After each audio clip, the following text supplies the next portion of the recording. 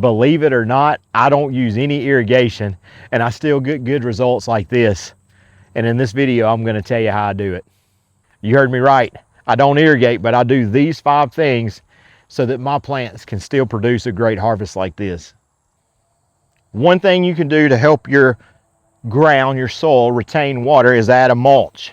And not just a thin layer of mulch, but a very thick layer. That thick layer of mulch will do a few things. One, it'll act like shade during the summer. It'll shade your soil and it'll keep evaporation from happening. So that's a good thing. It will also act like a sponge because it's porous.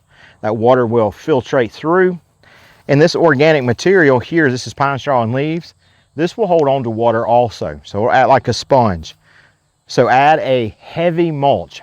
And don't just do it one year. You're gonna want to add to this every year. Add to your mulch layer every year to provide shade during the summertime, keep that evaporation from happening. Also, so it can act like a sponge and hold on to that water like a water battery. The second thing you're going to want to do is add organic material to your soil. Now, we just talked about that mulch layer. If you add to your mulch layer every year, it's going to naturally decompose and add organics to your soil naturally. But you can always add more organic to your soil. Like right here, let me get in here.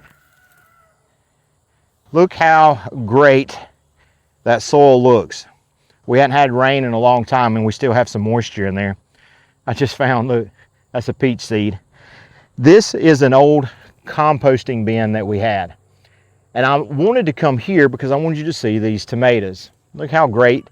This is actually one tomato plant. I say tomatoes because it looks like several plants, but it's one plant. Where all of our other tomatoes dried out because summer came, this one continued to grow. Now we do have a little disease here, but it's the last one and it's doing great. We have some tomatoes in there, but it's doing great without any irrigation because this bin is full of organic material. In fact, if you were able to add 1% more organic material to an acre of land, that land would be able to hold about 20,000 more gallons of water. So organics are important. So number 1, get you a thick mulch layer. Number 2, add organics. And if you're adding to your mulch layer every year, that mulch is decomposing. You're doing that naturally. You're improving that soil. So mulch, organic material. Let's look at number 3. If you watch my channel, you know where I'm at. I have my blackberries growing vertically here, and I have my muscadines growing on a horizontal trellis here. And you may think, why are you here? Well, I'm here for number 3. Number 3 is you should provide shade for the soil around the roots. The sun shines from this direction, so these vertical blackberries provide shade. These horizontal muscadines provide shade. And because it's a shaded area, it's not nearly as intense. The light's not as intense. Not as much evaporation takes place. It has deep mulch. I've added lots of organic material to it, and it's shaded. We have a lot of things going on with these muscadines and these blackberries, and they do great without any irrigation. Let's go to number 4. Number 5 is my secret though. We're at my chicken coop for number 4. Now I'm gonna go ahead and tell you, number 4 can be a little bit tricky. Here's why. This is where my chickens roost at night, and we have bedding there. Wood chips mainly. Now we're not going to use those wood chips. That's not the secret to holding that moisture. The secret is this.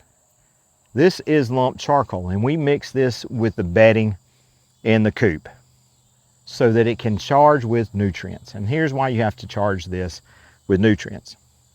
It is true, if I place this lump charcoal into the ground, that it will act like a sponge and it will absorb water and it will hold water. But it will also, if you don't charge it with nutrients, will act like a sponge and absorb those nutrients around it and deprive your plants of those nutrients. So you need to charge it with nutrients first. You can do that a few ways. The most common way is to make a compost tea and then soak your biochar or your lump charcoal in that. But what I do is I mix it with my bedding in my chicken coop and allow it to charge that way. And I do that because it keeps my chicken coop a little bit cleaner, keeps the smell down, because this lump charcoal is a natural filter. And when I'm done, it's fully charged with all the nutrients that it can hold. Now it can go into the ground and not be a sponge for nutrients, but be a sponge for water. And it can hold that water in the ground. It can actually be a water battery in the ground. So this lump charcoal biochar, secret number 4, find it on sale, because I found mine on sale. Charge it, put it in the ground, and your soil will hold a lot more water. Let's go to number 5. It's the secret. It's the secret sauce, you would say. It's the one that's better than all the others. Number 5, the secret sauce. Wood, logs, limbs, sticks, any kind of woody material. Because as it breaks down, it acts like a sponge. Take this. It's a piece of rotted wood. Watch this. Holds water like a sponge. So you can do a few things with this wood. Sometimes I dig a trench and I bury logs in that trench. I'll put logs in it, I'll put organic material and then cover it with some topsoil.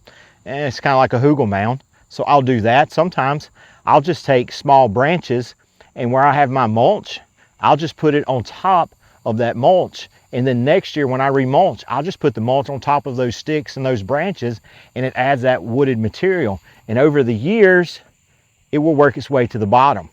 It will rot and it will become a great water battery. So even this log here, as it decomposes, it will make its way into the soil around these blackberries, and this will become great organic material and a great sponge, a great water battery for this area. These are the 5 things I do so I don't have to irrigate. I don't have to provide water for my muscadines, my blackberries, my blueberries, and I'm working my way throughout my garden.